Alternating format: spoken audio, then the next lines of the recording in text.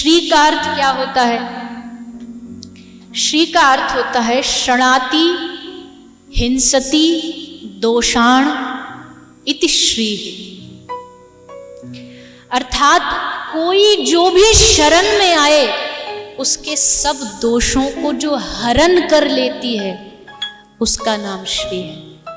उसके सारे दोषों का हरण कर लेती है, कोई दोष उसके पास छोड़ती नहीं।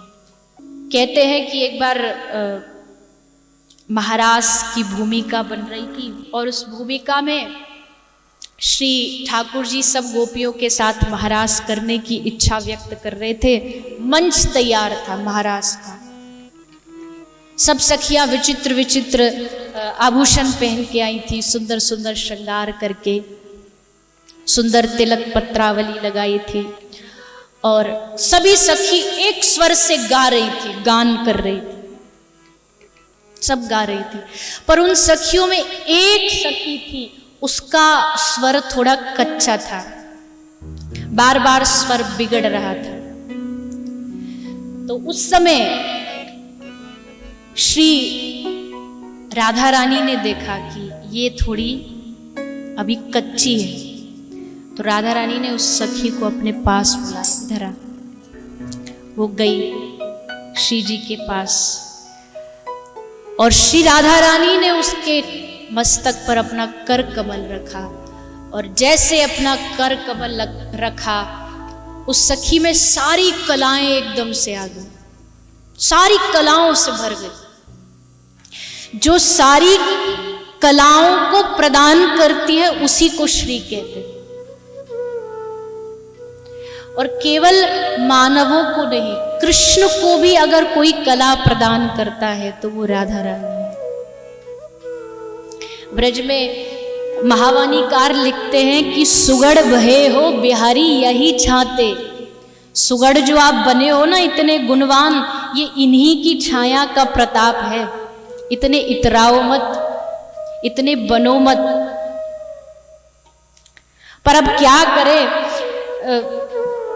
लाडली गोरी के गुण गर्वी लो। ब्रजवाणी में कहते हैं कोई कारे छोरा को कोई गोरी छोरी मिल जाए, एकदम कारा हो और वहां को ब्याह गई एकदम गोरी सुंदर छोरी ते हो जाए तो इतराता हुआ नहीं घूमता, देखो कितनी सुंदर बहू मिली हमको। तो या कारे कन्हैया को हमारी गौरांगी किशोरी मिल गई ना, तो लाडली गोरी के गुण गर्वी लो। इसी उत्साह में घूमते ठाकुर जी की हमारी श्री जी हमारी स्वामिनी है। ब्रज का भाव एकदम अलग है। ब्रज में तो राधा रानी की जो सखियां हैं उन सखियों के चरणों में ठाकुर प्रार्थना करते कि हमें श्री जी की थोड़ी सी सेवा दे दो। आज राधा रानी के चरण दबाने की इच्छा है, आज्ञा दे दो। ये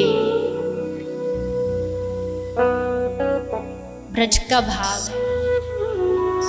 तो कृष्ण की प्राप्ति भी राधा रानी की कृपा से होती है। इसलिए जो सारे अवगुणों को भुला करके हृदय से लगा दे।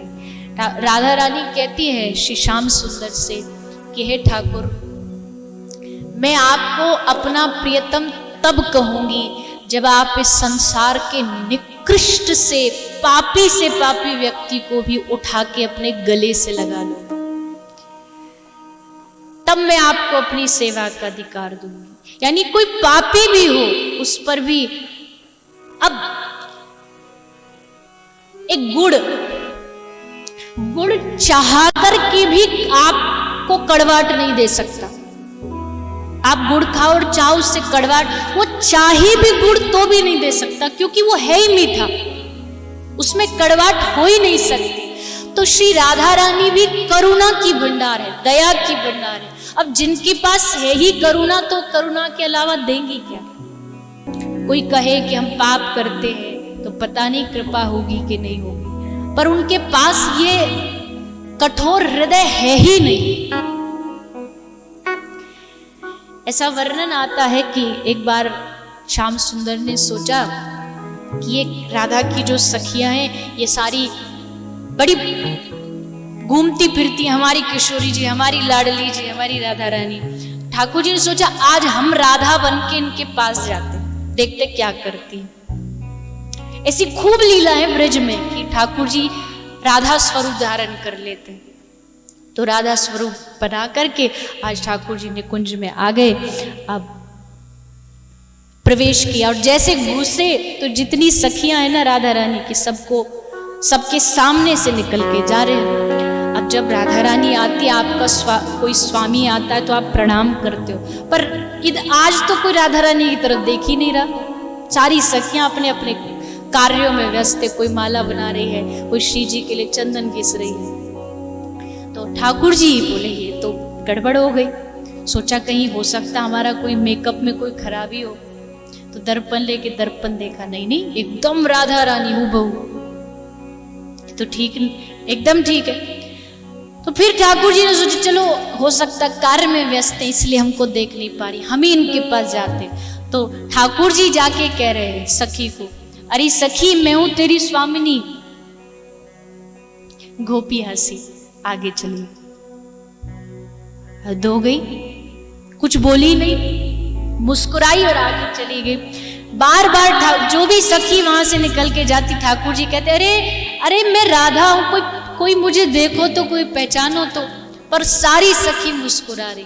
ठाकुर जी बोले बहुत हो गया, एक को पकड़ा, बोले तुम सब मुझे मान क्यों नहीं रही कि मैं राधा रानी हूं। तो सखी ने मुस्कुराते हुए कहा, हे श्याम सुंदर, राधा जैसा स्वरूप तो बना लोगे, पर पहले यह बताओ राधा जैसा हृदय कहां से लाओगे। राधा जैसा हृदय भी तो होना चाहिए, वो तो लेकर के आओ। कैसा है राधा का हृदय, मुझे कैसे पता लगेगा, मैं जानना चाहता हूं क्या है राधा का हृदय। तब ठाकुर जी कलयुग में श्री चैतन्य महाप्रभु के रूप में प्रकट हुए। शरीर तो कृष्ण का था पर हृदय राधा का था, तभी तो दिन रात हरि बोल जैसे सुनते थे, सुनते कान में राधा नाम जाती बेहोश हो जाते थे, कृष्ण नाम जाती बेहोश हो जाते थे, क्योंकि हृदय राधा का था।